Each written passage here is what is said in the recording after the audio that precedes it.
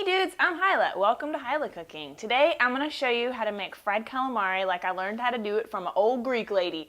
And it's real easy and there's only a few ingredients, but man, if you make this like as an appetizer at a party, people are going to be like, holy shit, this is amazing! And then it's going to be gone like that. So make sure that you actually get to taste them before you take it out to your guests. Tip from me to you. Okay, here's what we need. So I've got some calamari tubes and some flour, salt, and pepper, and some lemons, but get out of here, lemons. We don't need you right now. The first thing to do is put the flour and our salt and pepper in a bag. We'll toss that around later. And then, so I've got these calamari, and these are just the tubes because my ding-dong grocery store didn't have the whole squid, so I can't show you like how to separate the squid tubes from the tentacles, but if you had the whole ones, then you would just like pull out the beak, pull out the guts, and then cut the tentacles off, leave the tentacles whole, and then slice the body parts into the little ringlets that you see at like Olive Garden and other fancy places. All right, so we want to cut these to about 1/2 inch thick, and you want to use a sharp knife and get all the way through. And then we got these little little ringlets. All right, so just throw them in your flour mixture, a few pieces at a time. And then we'll shake them up and get it coated. Okay. And I just got a clean plate here that I'll set my little dredged rings on.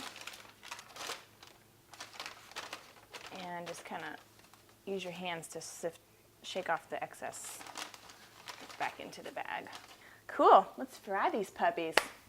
All right, so I've got my oil heated up here to 365, and I've just been kind of monitoring it and adjusting it with turning the heat up and down to keep it stable. And I'm gonna drop these in. I'm gonna use some tongs so that I can kind of like hold them open like this so that I end up with little fried rings and not little fried blobs that are stuck together.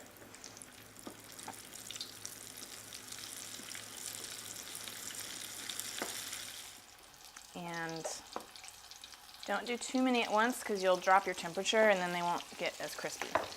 So, and I'm just going to double check my temp, make sure it hasn't dropped too much, make sure I don't need to adjust.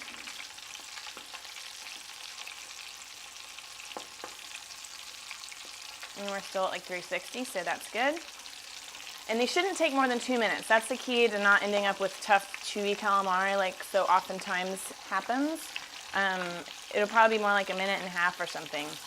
And they're popping and like sizzling a lot right now, and you'll also notice as they start to cook, it just happened magically right then, a lot less sizzling and popping goes on.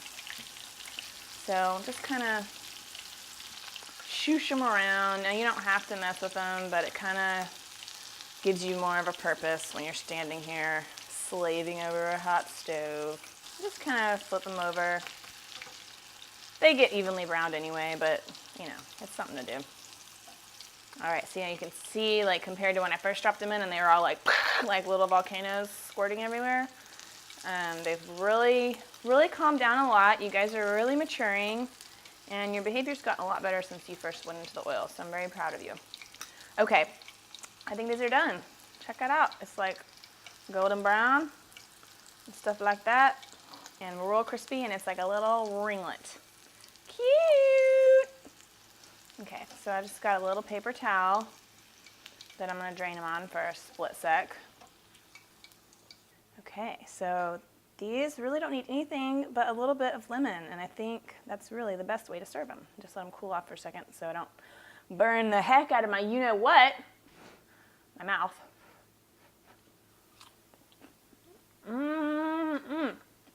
That's awesome. That's a great little snack, appetizer, whatever.